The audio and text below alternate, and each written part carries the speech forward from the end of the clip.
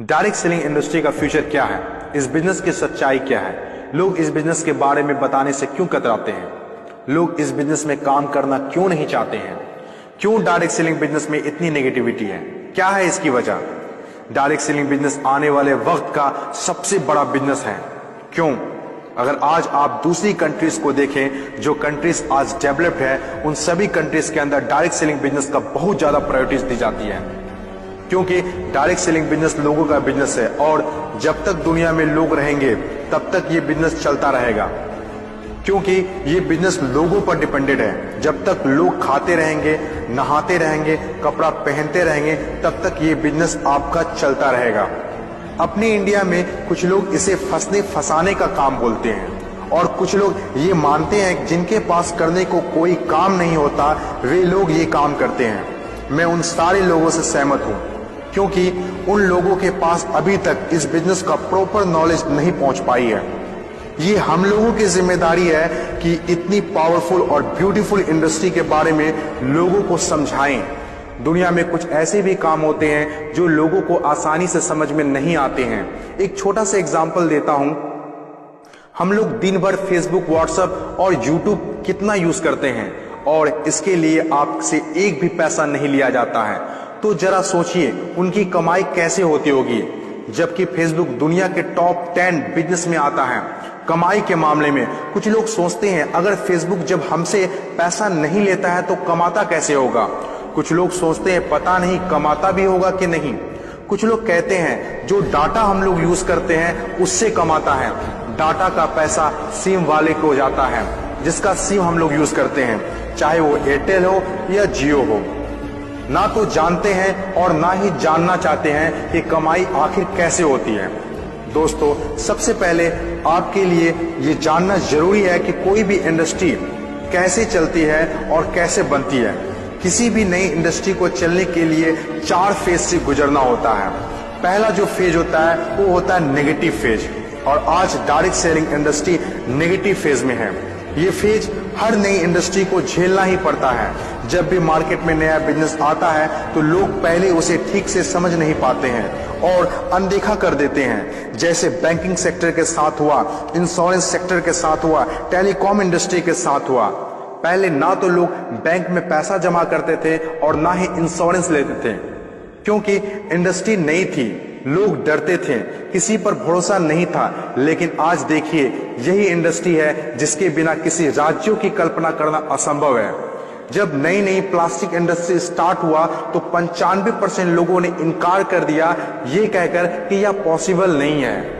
लेकिन उस वक्त भी 5% लोगों को विश्वास था और आज वही 5% लोग दुनिया में आगे हैं। आज हर चीज प्लास्टिक का है, जग हो या बाल्टी, कुर्सी हो या टेबल, खिलौना हो या फ्रेम, यहाँ तक कि डोर भी अब प्लास्टिक के हैं, जो आज से 20 साल पहले किसी ने सोचा भी नहीं था। आज direct selling business negative phase में है, इसीलिए इतनी सारी नेगेटिविटी है। और जब ये पॉजिटिव फेज की तरफ बढ़ता जा रहा है, नेगेटिव फेज में होने के बावजूद भी इस इंडस्ट्री ने कई लोगों की जिंदगियां बदल दी। दूसरा जो किसी भी इंडस्ट्री को फेस करना होता है वो दूसरा फेज होता है पॉजिटिव फेज। ये वो टाइम होता है जब लोगों का इंडस्ट्री के ऊपर ट्रस्ट बढ़ने लगता है, क्योंकि वे आसपास में रिजल्ट देख रहे होते हैं। और जो लोग उस वक्त डायरेक्ट सेलिंग बिजनेस में दिलचस्पी नहीं दिखा रहे होते हैं, अनदेखा कर रहे होते हैं, वे रिजल्ट देखने के बाद दिलचस्पी लेने लगते हैं और आपका काफिला और बढ़ने लगता है, रिजल्ट और बढ़ने लगता है, दिलचस्पी और भी लोगों में बढ़ने लगती है। जैसे बैंकिंग इंडस्ट्री और इंश्योरेंस इंडस्ट्री के साथ हुआ था। बैंकिंग इंडस्ट्री का वैल्यू तब पता चला होगा लोगों को जब किसी का पैसा घर में सुरक्षित नहीं रहा होगा। इंश्योरेंस के वैल्यू तब लोगों को पता चला होगा जब किसी के एक्सीडेंट होने के बाद उसके घर वाले को पैसा मिला होगा। तीसरी जो किसी भी इंडस्ट्री का फेज होता है वो होता है ग्रोथ फेज। जब एक बार लोगों को इंडस्ट्री पर भरोसा होने लगता है तो उनकी ग्रोथ बहुत तेजी से होने लगती है, क्योंकि ऐसे फेज में लोगों को ज्यादा समझाने की जरूरत नहीं होती है। और जब तक कोई कंपनी ग्रोथ फेज में नहीं आती है तब तक लोग उसके साथ जुड़ना पसंद नहीं करते हैं और जैसे कंपनी ग्रोथ फेज में एंटर करती है तो लोग उसके साथ ऑटोमेटिक जुड़ना और काम करना स्टार्ट कर देते हैं। चौथी और आखिरी फेज, हर इंडस्ट्री को इससे गुजरना ही होता है, कंपटीशन फेज। हर एक इंडस्ट्री के अंदर एक वक्त ऐसा आता है जब कंपटीशन बढ़ने लगता है। इंडस्ट्री और कंपनीज की ग्रोथ को देखकर ज्यादातर लोग कंपनी के साथ जुड़ना और काम करना शुरू कर देते हैं। ज्यादातर लोग ज्यादा प्रॉफिट के चक्कर में कंपटीशन होने लगता है, फिर चाहे कोई सेक्टर हो, बैंकिंग सेक्टर हो, टेलीकॉम सेक्टर हो या ऑनलाइन शॉपिंग हो। आज के टाइम पर हर सेक्टर में हाई लेवल कंपटीशन है। ये टाइम हम सब के लिए बेस्ट टाइम है, इस इंडस्ट्री को जानने के लिए, समझने के लिए और इसे करने के लिए। According to FICCI, direct selling industry का मार्केट साइज 6000 करोड़ आंका गया है। आज तक जितना हुआ है उसको देखते हुए फिक्की ने डिक्लेयर किया है कि डायरेक्ट सेलिंग बिजनेस 2020 से 25 तक 645 अरब तक की हो जाएगी। आपको इस बात को जानना बहुत जरूरी है कि अमेरिका, ऑस्ट्रेलिया, चीन, जापान, कोरिया और सिंगापुर जैसे बहुत बड़ी बड़ी डेवलप्ड कंट्रीज ने डायरेक्ट सेलिंग बिजनेस को बहुत हद तक अपना लिया है और वहां के सिटीजन भी बहुत जागरूक हैं।